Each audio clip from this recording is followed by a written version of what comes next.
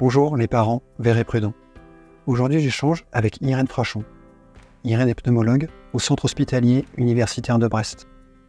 Elle est notamment connue pour son rôle de lanceuse d'alerte dans l'affaire du Mediator. On discute notamment de la confiance éclairée dans les experts, d'écueils à éviter comme la défiance systématique, de pratiques concrètes d'esprit critique et d'autres sujets. Voilà, j'espère que vous y trouverez des choses utiles et je vous amène Irène Frachon.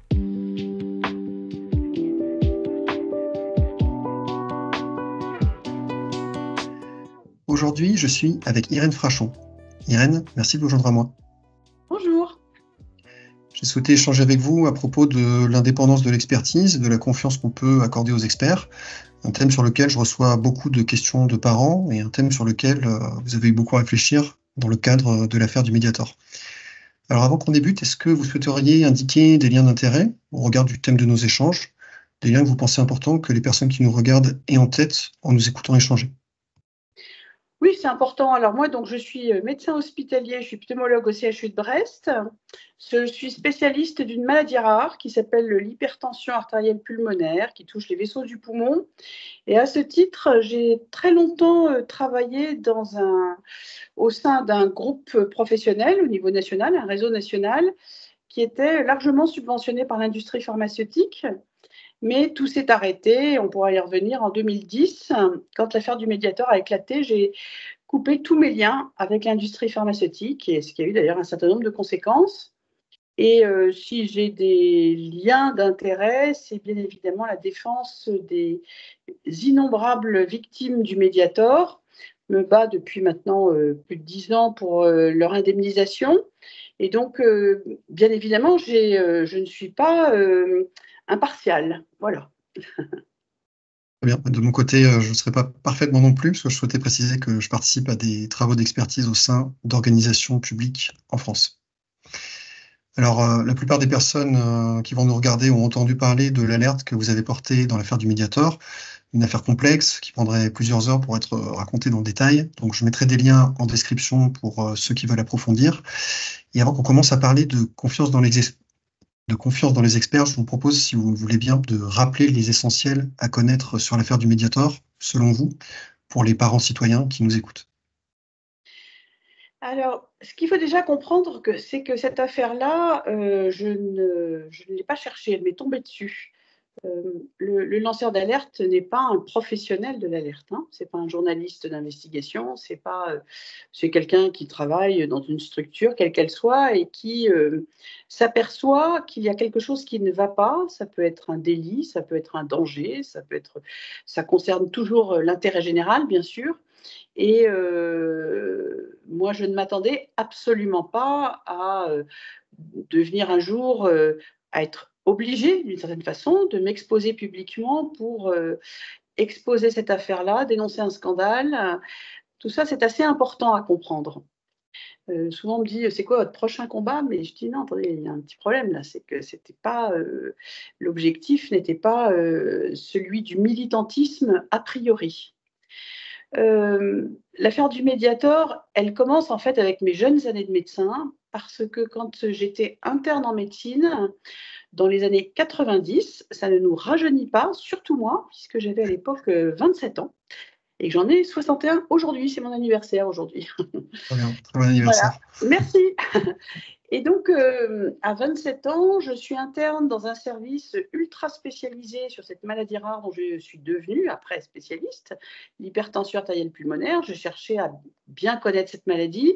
J'étais dans un service internationalement connu pour son expertise à l'hôpital Clamart, à l'hôpital Antoine Bécler à Clamart plus exactement. Et lorsque j'arrive en 1990, il régnait une ambiance très particulière dans ce service, car beaucoup de jeunes femmes venaient dans le service souffrant de cette maladie qui tue en moyenne en 2 ans. Donc, inutile de vous dire que ce n'était pas la joie.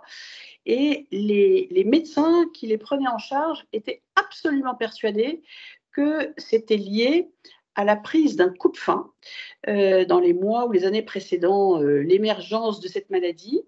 Coupe-faim qui s'appelait l'isoméride ou aussi le pondéral, commercialisé par un laboratoire français qui s'appelait Servier, qui s'appelle toujours Servier d'ailleurs, ce qui est invraisemblable, mais c'est comme ça. Et donc, j'étais très frappée parce que jeune médecin, je voyais ces jeunes femmes mourir, ce qui est quelque chose qui vous frappe évidemment de manière très puissante émotionnellement, qui attendaient éventuellement une éventuelle greffe d'organes. Et je savais qu'a priori, c'était lié à l'exposition à ce médicament, ce qui était totalement nié par le labo et peu pris en compte par les autorités de santé. Et tenez-vous bien, il a fallu plus de 7 ans.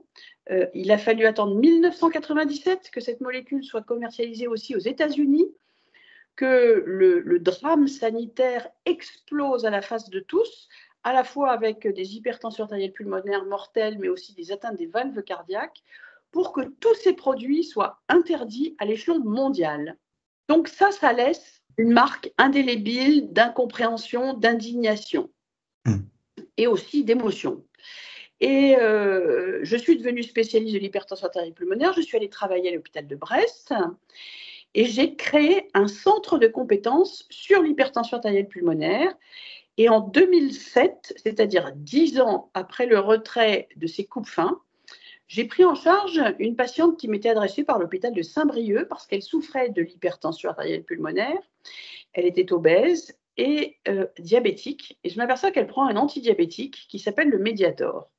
Et je tique. Alors, pourquoi je tique? Parce que des années auparavant, mes collègues de l'hôpital d'Antoine Béclair à Clamart m'avaient dit que Servier avait un antidiabétique, le Mediator, qui avait une structure chimique probablement assez proche de celle de l'isoméride et du pondéral. Et ça m'avait absolument sidéré, cette information-là.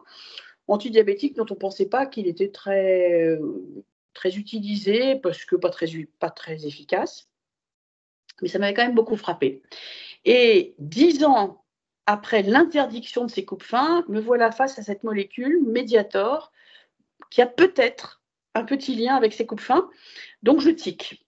Est-ce que ça ne serait pas un petit élément qui a fait basculer cette dame et qui a provoqué ou participé à provoquer l'hypertension artérielle pulmonaire? Tout est parti de là. Alors ensuite, je vais vous passer, bien sûr, sinon on en a, comme vous l'avez dit tout à l'heure, pour 3 heures. Mais parti de là, j'ai mené 2 enquêtes.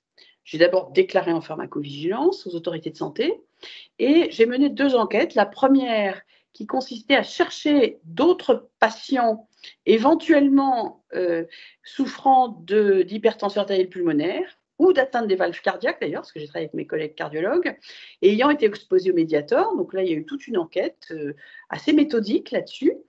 Et parallèlement, il fallait que je sache ce qu'était précisément le Mediator. Et ça, c'est devenu une enquête, je dirais, quasi policière, puisque le laboratoire Servier, interrogé, nous a répondu officiellement que le Mediator n'avait strictement rien à voir avec l'isoméride et le pondéral, que c'était des médicaments radicalement différents. Donc, il est absolument inimaginable, impensable qu'un laboratoire important puisse vous raconter des sornettes, évidemment. Donc, j'ai commencé par le croire. D'autant plus que le Mediator était commercialisé depuis plus de 30 ans, sans beaucoup de signal. Donc, je me suis dit que mon affaire ne tenait pas la route. Et en fait, quand je vous dis ça devient une enquête quasi policière, ou en tout cas de détective, parce qu'il a fallu aller chercher des indices, ce que j'ai fait avec l'aide d'une revue indépendante de l'industrie pharmaceutique qui s'appelle la revue Prescrire, avec l'aide de mes collègues de pharmacovigilance. Et au bout de quelques mois d'investigation, je comprends que le Mediator a une structure chimique qui est très semblable à celle de l'isoméride. Et pire encore, si vous consommez un comprimé d'isoméride, les coupes fins de Servier, ou si vous absorbez un comprimé de Mediator, cela libère dans votre organisme un métabolite, une substance qui est extrêmement toxique pour les vaisseaux du poumon et les valves cardiaques. On le sait depuis 10 ans et Servier le cache. Donc, pour moi, c'est une bascule parce que je comprends que Servier, ce qui reste encore aujourd'hui impensable, lorsqu'il a été obligé de retirer l'isoméride et le pondéral du marché, a laissé sur le marché un soi-disant antidiabétique, qui est en fait un coupe-fin, le Mediator, et surtout, ce Mediator est strictement semblable à l'isoméride et au pondéral, et notamment en ce qu'il libère dans l'organisme un poison violent. Et Servier pousse cette commercialisation. Plus de 300 000 Français en prennent chaque jour.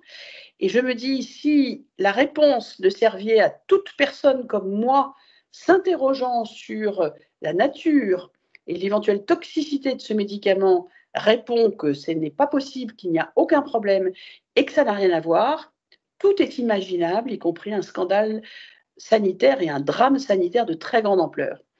Donc à partir de là, j'accélère l'enquête, je vais rechercher dans les archives de l'hôpital de Brest, je vais demander à mes collègues du centre d'investigation clinique, mes collègues chercheurs, de m'aider à monter une enquête épidémiologique, c'est-à-dire de m'aider à faire un lien statistique entre cette exposition et la survenue de ces maladies. Nous alertons à plusieurs reprises l'Agence du médicament, ça ne se passe pas bien. Et on se rend compte qu'il y a un problème, qu'en fait, manifestement, il y a des liens d'intérêt majeurs entre les experts de cette agence et le laboratoire Servier, et on y reviendra bien sûr ensuite. Et finalement, nos études étant de plus en plus accablantes et démonstratives, l'agence est obligée de retirer le médicament du marché. Nous sommes en contact avec un médecin de la sécurité sociale qui, sur les immenses bases de données de la sécurité sociale, va non seulement confirmer ce lien, mais également permettre de commencer le décompte des victimes et des morts. Et c'est une véritable, non pas chasse à l'homme, mais chasse à l'agence, pour obliger l'agence à reconnaître le drame absolu de plusieurs centaines, et maintenant on le sait, de plusieurs milliers de morts pendant 30 ans liés à la consommation de ce produit. Donc plusieurs étapes, le retrait du Mediator fin 2019, l'éclatement du scandale, avec là le rôle véritablement de lanceur d'alerte. J'ai publié un livre pour dénoncer ce scandale qui a été attaqué, qui a été censuré en justice, sur attaque de Servier, etc. Donc là, on rentre vraiment dans du dur. Et finalement, fin 2010, l'Agence du médicament reconnaît qu'il y a des centaines de morts. Le scandale éclate, les politiques s'en saisissent, notamment le ministre de la Santé, Xavier Bertrand, des commissions d'enquête parlementaires, Sénat, Assemblée nationale, et 3 juges d'instruction sont également désignés pour une enquête pénale. Et par ailleurs, une loi d'indemnisation est votée. Tout ceci se passe en 2011, ainsi qu'une loi également de sécurité du médicament. Donc, en 2011, on peut imaginer que cette affaire est enfin sur la place publique et va être traitée de façon correcte, et notamment le sort des innombrables victimes du Mediator qui, à ce moment-là, se reconnaissent et se signalent. Et tout ne va pas se passer comme cela, comme je l'avais imaginé, et notamment, et on va y revenir aussi, parce que je m'aperçois rapidement que Servier est infiltré partout, influence, corrompt, achète son influence dans les milieux politiques, dans les milieux sanitaires, pharmaceutiques, médicaux, et que tout ce complexe médico-pharmaceutique se dresse, non pas pour défendre, indigner ces innombrables victimes, mais pour protéger la firme Servier. Et ça reste vrai aujourd'hui. Voilà. Merci beaucoup pour le résumé d'une affaire effectivement très complexe. Je mettrai des liens vers plusieurs conférences où vous détaillez toute cette progression des différentes enquêtes. Effectivement, le livre que vous avez écrit, la BD aussi dont vous êtes co-autrice, qui a un périmètre plus large. Et en fait, ce que je voulais rebondir dessus en disant, moi, j'ai dû commencer à travailler dans un institut public en faisant des travaux d'expertise en 2010.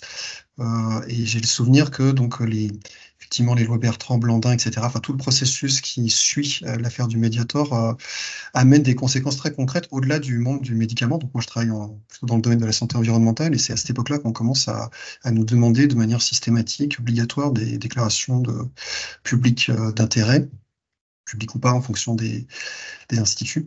Et pour moi, j'ai vu les conséquences très concrètes de vos démarches jusque dans le domaine de la santé environnementale où je travaille.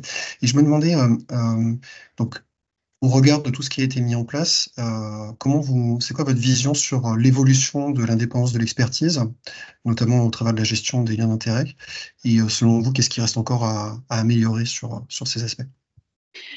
Alors, l'évolution de la vision des liens d'intérêt, des conflits et de leur prise en compte, je vais en parler dans le milieu médical, hein. Je ne vais pas en parler dans le milieu environnemental, parce que je pense qu'il y a des différences importantes. Et finalement, alors je ne vais pas être très optimiste, parce que certes, le fonctionnement de toutes les agences publiques a été bouleversé par cette affaire. Juste pour le dire rapidement, on s'est aperçu, il y a eu un rapport de l'IGAS, puis une enquête pénale Je qui mettrai a, le lien dans la description. voilà, qui a démontré que l'agence était aux mains des industriels et notamment aux mains de Servier. Et à tous les niveaux, le plus haut responsable de la politique du médicament, le professeur Jean-Michel Alexandre, avait des liens d'intérêt majeurs avec Servier.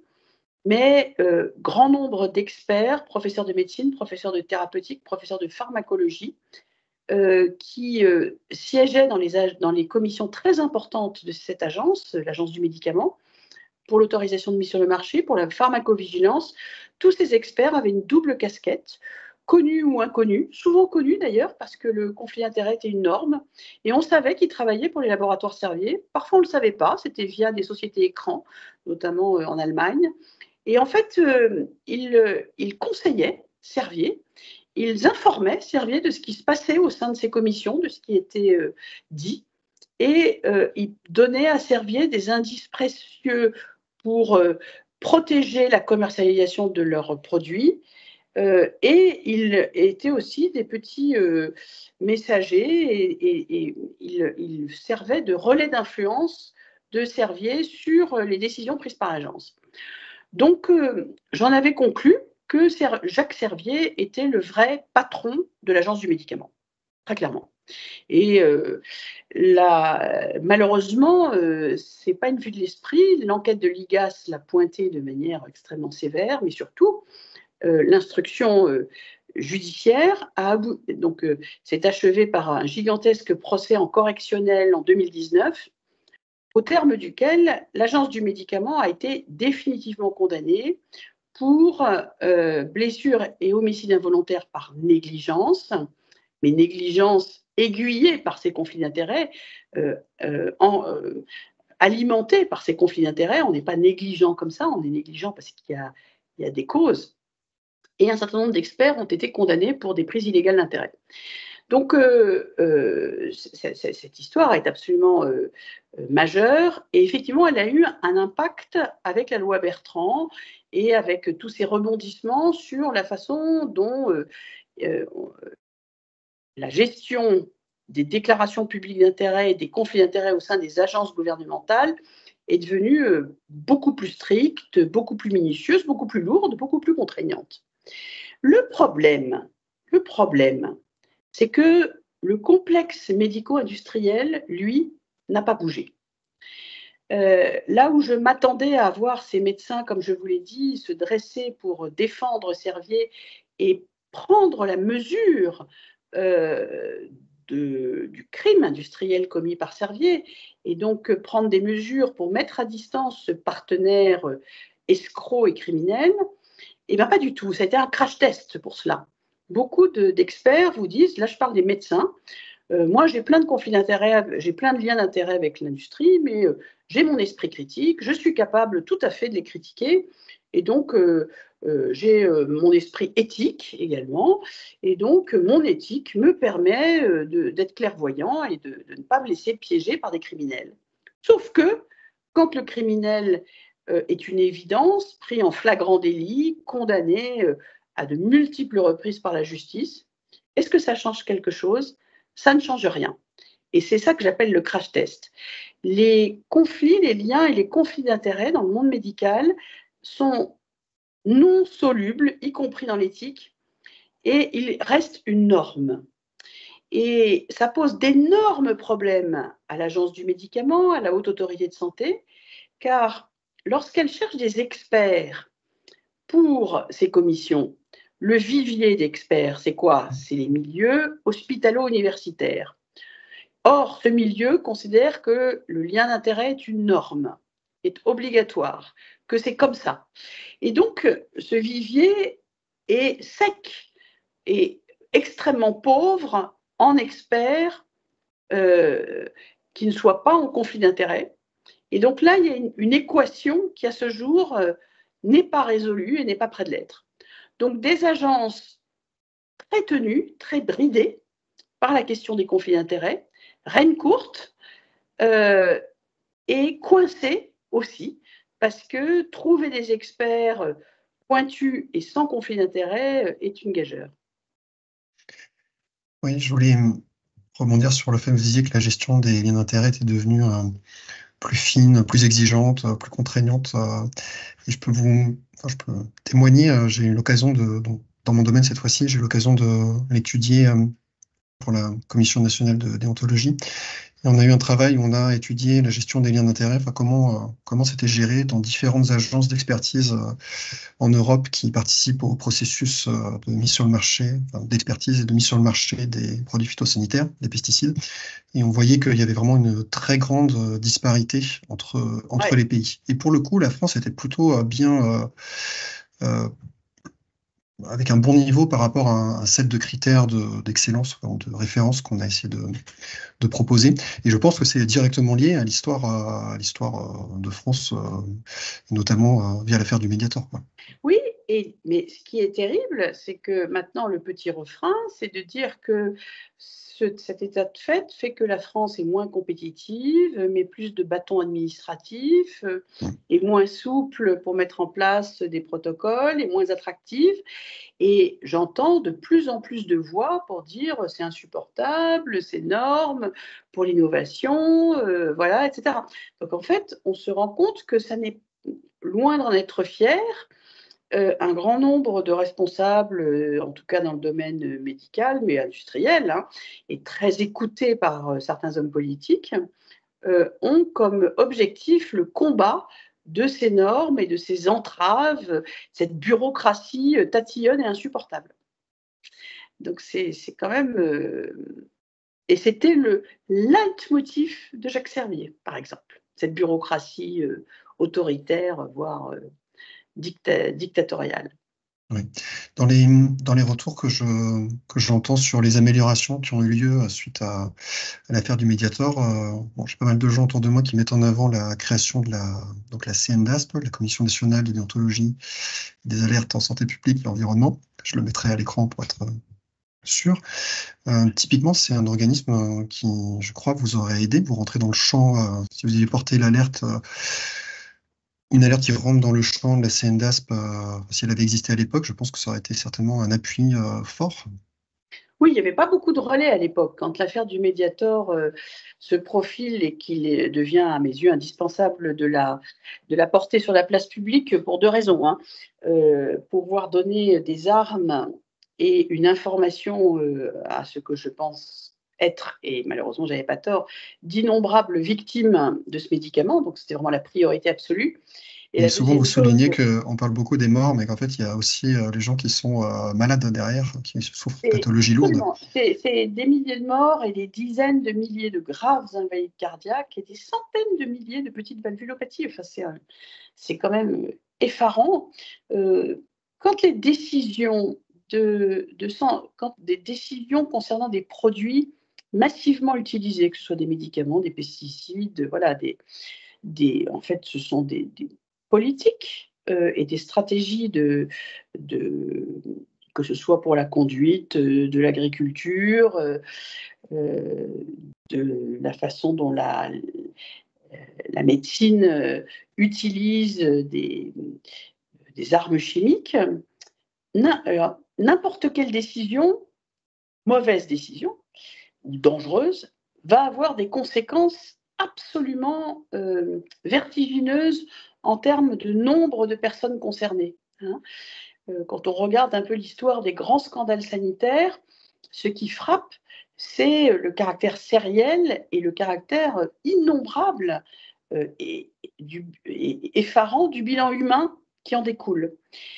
Donc, c'est quelque chose qui est très important à comprendre Et c'est la raison pour laquelle moi j'ai mené cette affaire jusqu'au scandale public, puisque les autorités de santé ne voulaient rien entendre. En fait, elles ne voulaient pas, bien qu'ayant retiré le médicament du marché, il n'y a eu aucune alerte et aucun retour vers les consommateurs. Et donc, il s'agissait d'alerter ces consommateurs, de leur dire qu'ils étaient en droit de se défendre et de se faire reconnaître, mais Oui, c'est la également, motivation de votre livre au départ, de mémoire. voilà, exactement, mais aussi de dénoncer ce qui s'appelle une criminalité à col blanc ou une criminalité industrielle, ce qui est quelque chose qui est un angle mort, je pense, dans la vision des hommes politiques et on a du mal à croire que des industriels qui viennent d'un milieu proche de nous, qui ont été élevés dans de bonnes écoles, qui parlent bien, qui sont intelligents, qui souvent collectionnent des médailles, des légions d'honneur, voilà, tout un tas de marqueurs de respectabilité peuvent être des criminels froids, impitoyables et exclusivement motivés par l'argent. Le mobile des crimes économiques, c'est l'argent, bien sûr, et c'est le profit. Alors, comment vous faites, si on revient sur finalement l'objet de notre échange de départ, si on parle à des parents citoyens qui ont entendu parler de ce type d'affaires, ont des doutes, commencent à se poser des questions, est-ce que sur la base de l'alerte que vous avez portée, des résultats que vous avez pu obtenir par vos actions, est-ce que vous avez des conseils pratiques à donner à des personnes pour gérer cette confiance? Quel marqueur de confiance typiquement vous, quand vous devez évaluer la confiance envers un expert ou envers une expertise, vous appuyez sur quel signaux de confiance? Alors, c'est une très bonne question, bien sûr. C'est quelle est la fiabilité des informations que l'on reçoit ou que l'on va rechercher sur Internet ou ailleurs et comment trier dans un monde où l'information est prolifère et prolifique et à la fois de qualité très inégale. Il faut se méfier des apparences. Voilà, l'habit ne fait pas le moine. Et quand il s'agit de questions sanitaires, de politique industrielle, de commerce du médicament. Le médicament est un objet de commerce comme le reste. Il faut savoir que la motivation, c'est l'argent et le profit. Ça ne veut pas dire que les gens n'ont que ça en tête, mais les grands industriels ne sont pas et ils ne peuvent pas l'être, ils peuvent, je pense, ne pas se permettre de l'être, des institutions philanthropes. D'accord? Donc, ils ne font pas ces commerces-là dans un intérêt extrêmement pur d'intérêt général. Bon, ils tiennent à avoir des produits utiles parce que ça se vend mieux, mais, et puis qu'ils peuvent être contents et fiers de participer à des progrès et des innovations, mais euh,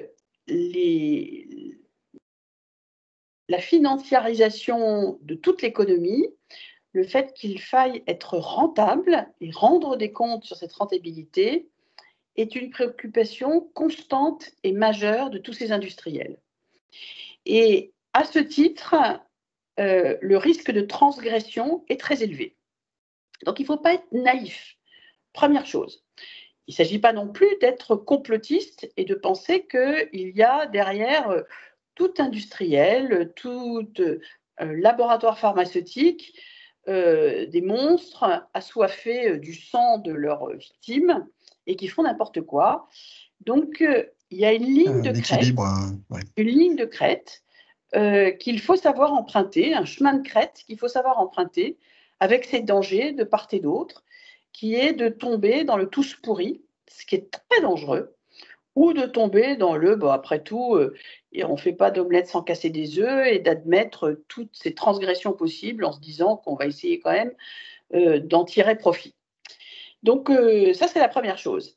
Ne pas être naïf et reconnaître une fois pour toutes que la motivation des industriels, des complexes médico-industriels, politico-industriels, sont des motivations polyformes, multiformes, et qui l'argent, les positions, le pouvoir, tous ces éléments-là jouent un rôle et pas seulement l'intérêt général.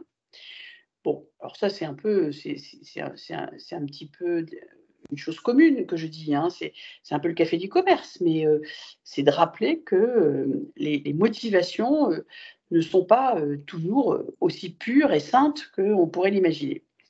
Partant de là, il faut essayer d'avoir des informations de qualité.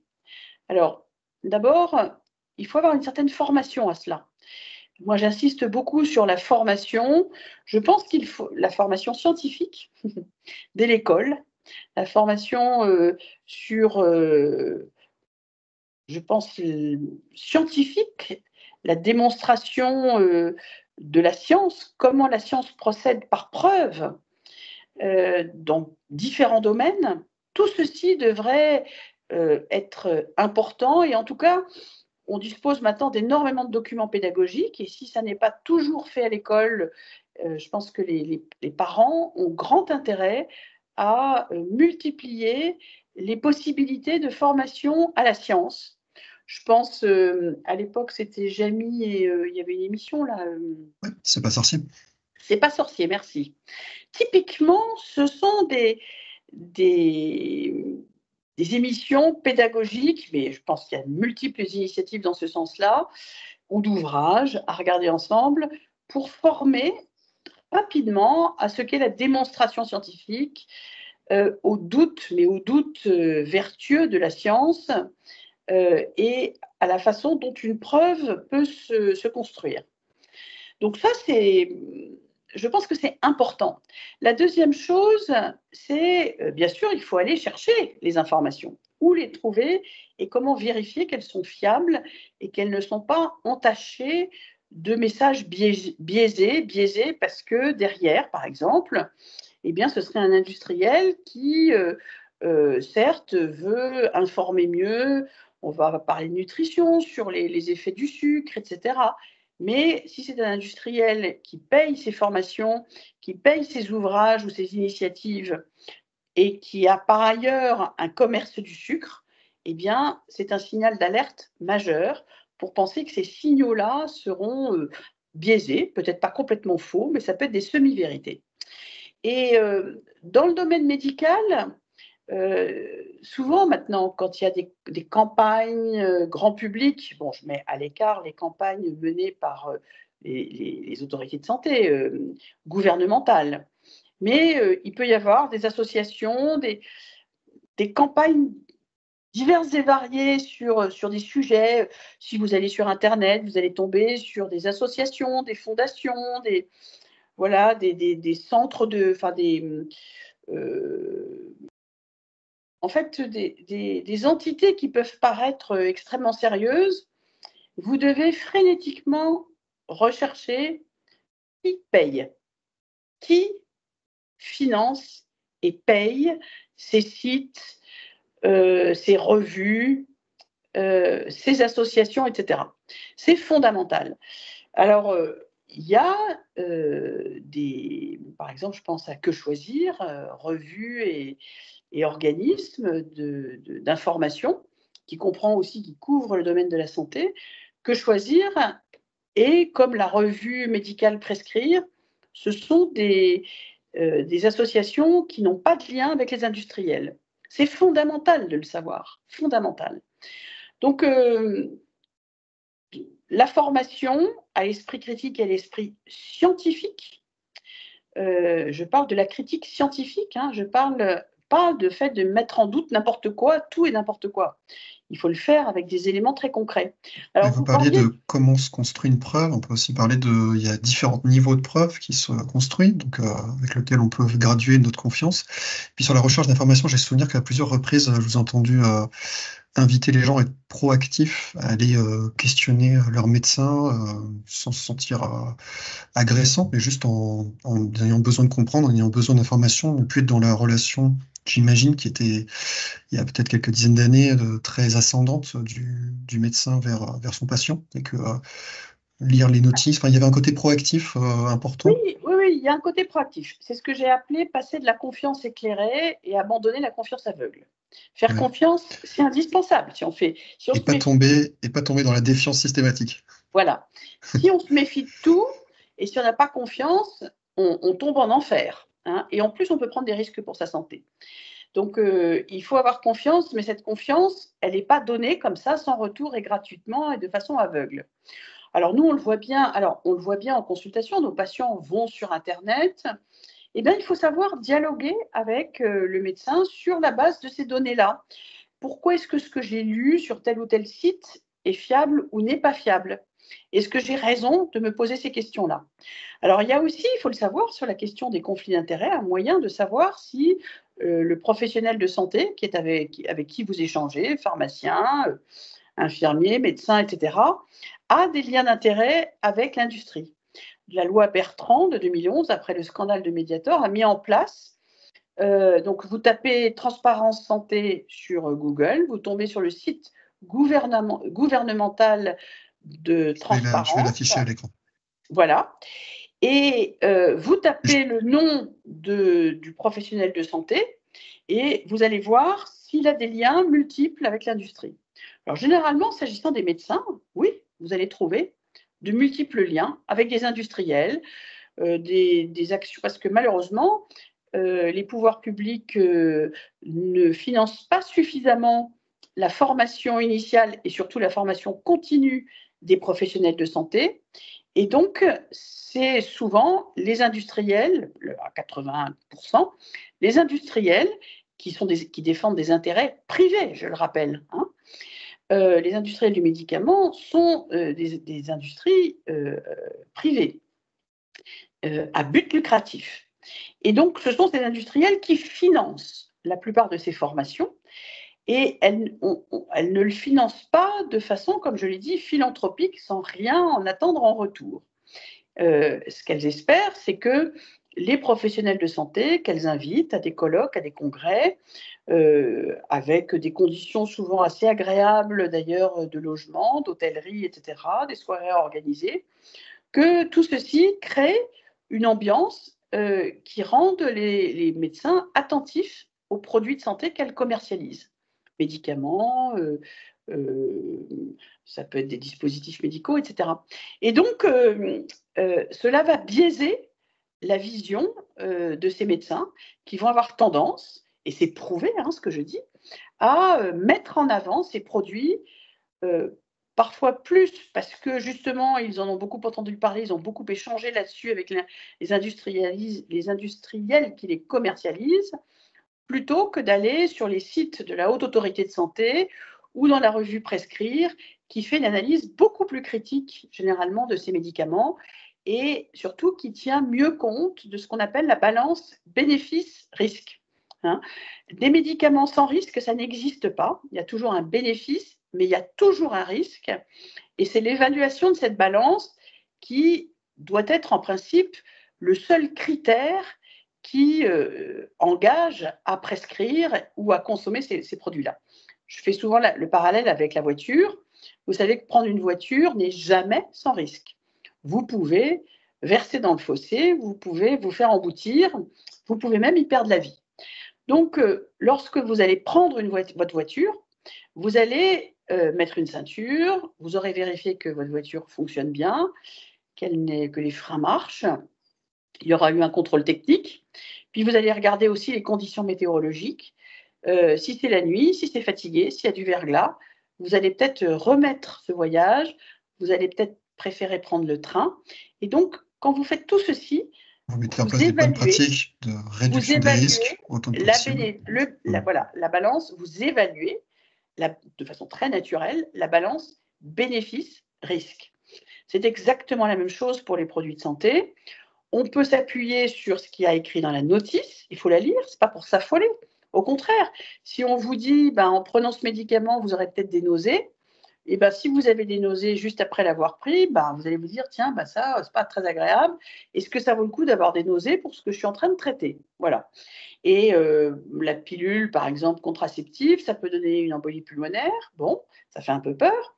Ça veut dire aussi que si vous prenez la pilule, qui a un bénéfice majeur, et que vous êtes essoufflé, vous avez un point de côté, vous allez suspecter une embolie pulmonaire, vous allez consulter en urgence et vous serez prise en charge et vous allez guérir sans séquelles. Donc, c'est utile de connaître les risques, d'abord pour les prévenir, pas seulement pour se foutre la trouille. Les gens me disent « Oh là là, mais moi je préfère pas lire, ça me fait trop peur ». vraiment, c'est complètement dangereux, en fait. Se mettre des œillères et voire même se masquer les risques, c'est absurde, c'est foncer droit dans le mur.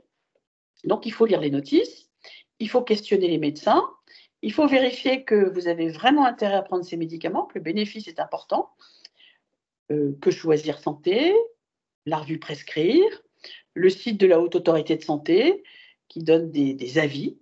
Il y a des sites fiables et qui vous permettent aussi d'alimenter les échanges que vous aurez avec le médecin. Oui, ça permet, je crois que je vous ai entendu dire à plusieurs reprises aussi que, enfin, selon vous, l'affaire du Mediator, c'était un cas d'école qui était éclairant et il avait certainement pas, enfin, vous vouliez absolument pas qu'il devienne un cas d'école obscurcissant, quoi. C'est-à-dire que Voilà. c'est vrai, moi, je le vois dans les discussions sur Internet souvent, il y a des gens qui argumentent avec des mauvais arguments, les arguments sont démontés et à la fin, c'est bon, de toute façon, c'est tous pourri, regarde l'affaire du Mediator, en fait, c'est un truc, espèce d'argument, dernier argument ultime. Et je vous ai vu à plusieurs reprises sur des sujets que vous estimiez non fondés scientifiquement intervenir pour que votre action ne soit pas récupérée dans des choses que vous cautionnez pas, quoi. Bien sûr. En fait, finalement, ce qui est rigolo, ça revient à ce que j'expliquais au début. L'affaire du Mediator n'est pas une affaire que j'ai mise en exergue parce qu'idéologiquement, je pensais a priori que tout était pourri. Pas du tout. Moi, j'ai eu une formation très académique classique et j'avais même plutôt une grande naïveté, probablement, mais en tout cas, une foi dans la qualité de la médecine dure, la médecine par l'épreuve, mais une médecine qui est difficile. Quand on vous donne des anticoagulants, une chimiothérapie, des vaccins, des antibiotiques, il peut y avoir des effets secondaires quand on vous opère, etc. Donc, c'est une médecine difficile, engagée, à risque et en même temps avec des bénéfices majeurs. Donc, moi, j'étais vraiment dans cette perspective-là. Et l'affaire du Mediator a été pour moi vraiment un choc et un tournant parce que je n'avais pas imaginé que de telles transgressions étaient possibles. Donc, je ne partais d'aucun a priori idéologique, tous pourris, et je n'ai pas cherché à valider une théorie du tous pourris en prenant l'affaire du Mediator. J'ai démonté l'affaire du Mediator, et si j'en ai fait une publicité, outre le fait qu'il fallait avertir et indemniser les victimes, il fallait avertir le grand public aussi et l'opinion qu'on ne pouvait pas faire confiance, les yeux fermés, à tout industriel et qu'il fallait s'informer. Voilà. Et lorsque l'on lit la bande dessinée que j'ai publiée, dont mes droits d'auteur vont à la revue Prescrire, justement, cette bande dessinée, elle raconte une histoire. Et c'est une histoire unique. C'est pas parce que, je vais dire un truc idiot, mais on parle beaucoup des féminicides. C'est pas parce qu'un certain nombre d'hommes commettent des féminicides dans des contextes de violence sexistes majeures que tous les hommes vont tuer leurs femmes. C'est aussi bête que ça. Il faut reconnaître et comprendre quels sont les profils, le risque, les signaux qui laissent penser qu'il peut y avoir des transgressions. Et ça, c'est vrai dans strictement tous les domaines, y compris donc celui des industriels. Oui, puis ça fait partie aussi du travail des agences de mettre en place un certain nombre de procédures pour diminuer les risques, les gérer au mieux. C'est notamment l'action de la CNDASP sur ces sujets pour que, je crois j'avais noté, je vais reprendre mes notes, justement dans votre BD, il disait que non seulement il y avait l'impact sanitaire, mais que cette défiance du grand public qui était générée par ce type d'affaires, c'était un venin Oui. voilà, j'ai retrouvé un venin conduisant aux amalgames et au conspirationnisme grandissant. Donc c'est un autre effet collatéral négatif d'une mauvaise gestion des liens d'intérêt. Mais vous voyez, je faisais le lien avec les féminicides. Par exemple, pour les accidents de la route, on parle maintenant d'homicide routier. Et moi, je parlerais volontiers d'homicide pharmaceutique. Et je pense qu'il y a un MeToo à faire dans le domaine de l'industrie pharmaceutique. Et ce MeToo comprend la possibilité du crime, la possibilité de la transgression criminelle, et elle est complètement alimentée par la question des conflits d'intérêts.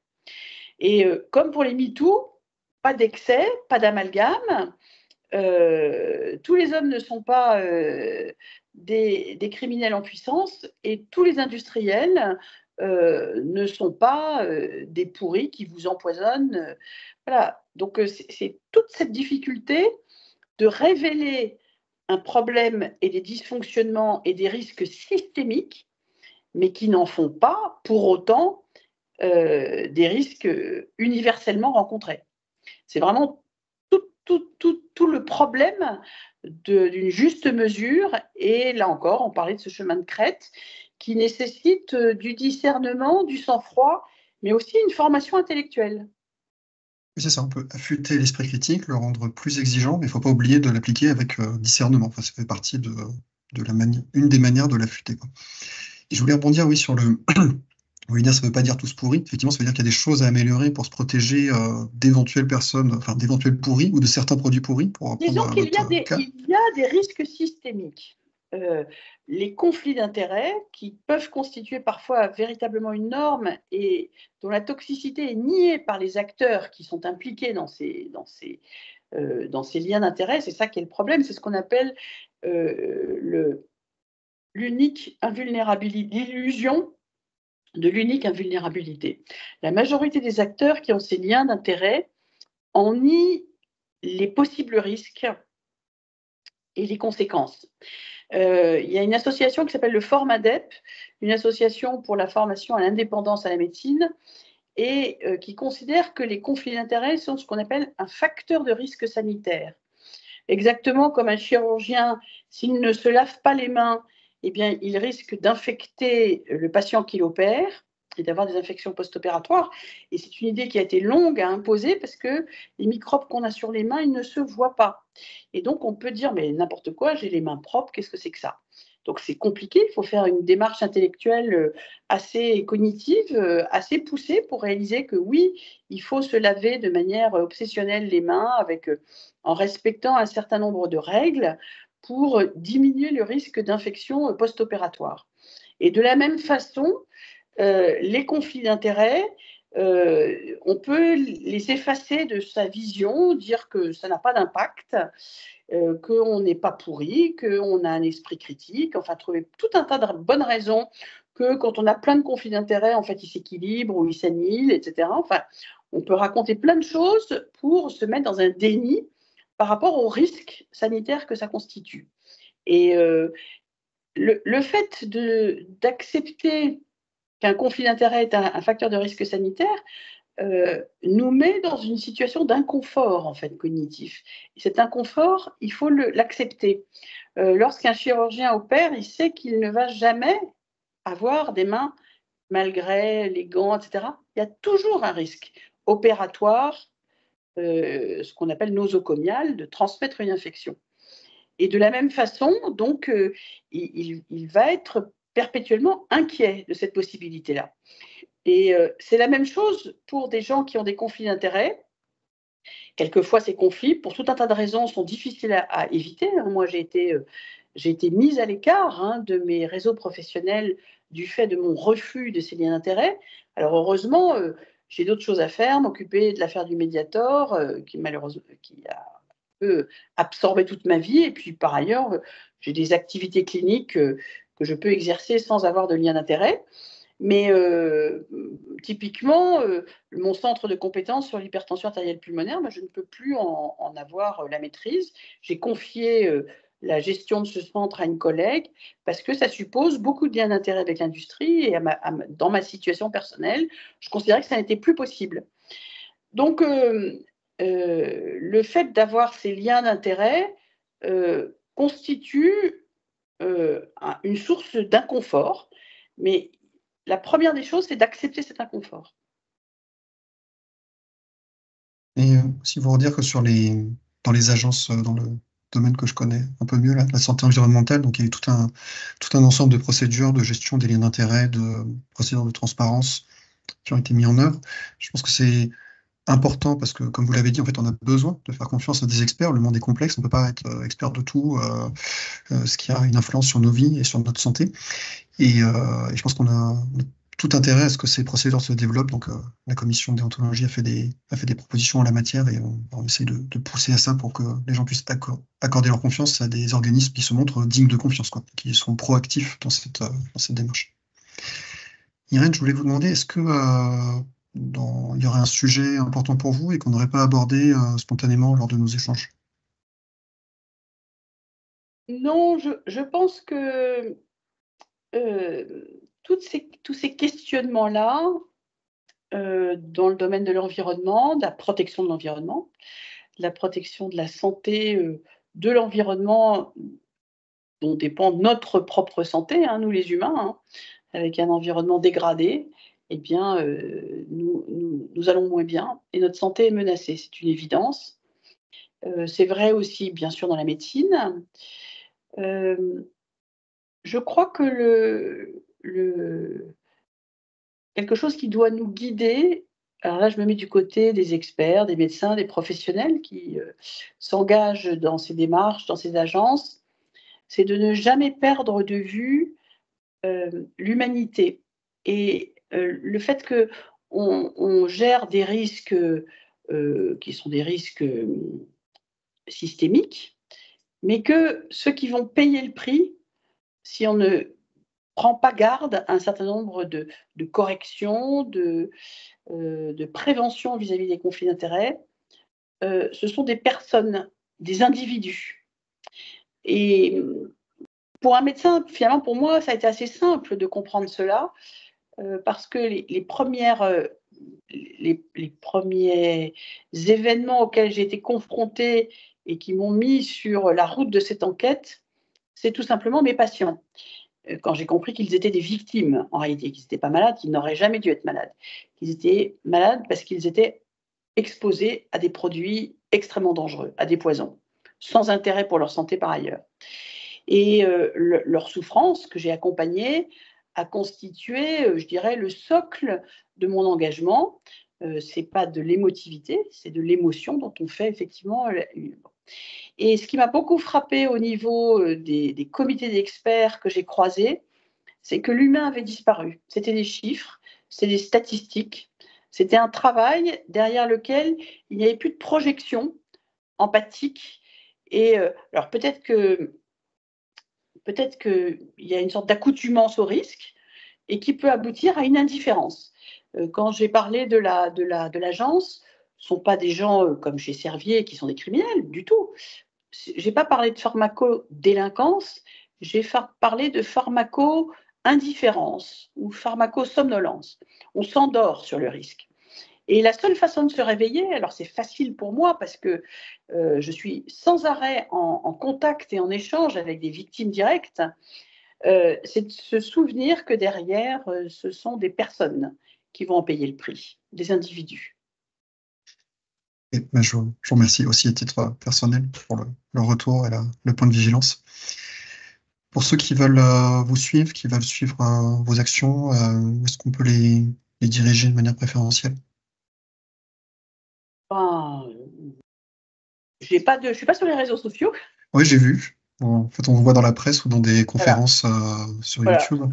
Quand j'ai des choses à dire, je suis un peu boomer, hein, moi je passe par les grands médias. Je pense que ça m'a beaucoup protégée. Alors à l'époque où l'affaire du Mediator éclate, Twitter était balbutiait, les réseaux sociaux n'étaient pas très développés. Mais de toute façon, très rapidement, j'ai compris que j'avais une collaboration de qualité avec les grands médias qui faisaient un travail d'une très grande rigueur et que finalement, c'était pour moi le meilleur canal de communication, ouais, de loin. Et peut-être pas pour tous. On continuera à vous suivre par cet intermédiaire. Irène, merci beaucoup pour votre temps, pour l'échange, pour les informations utiles et les conseils pratiques pour les parents. Merci à vous, Guillaume. Ouais, je vous dis au plaisir de vous croiser dans la vraie vie. Oui, avec grand plaisir, j'espère. Moi aussi. Au revoir. Au revoir, Guillaume. Au revoir. Voilà pour cet entretien. S'il vous paraît utile, vous pouvez liker, vous abonner et clocher, si ce n'est pas encore fait, pour que YouTube favorise sa diffusion. À très bientôt.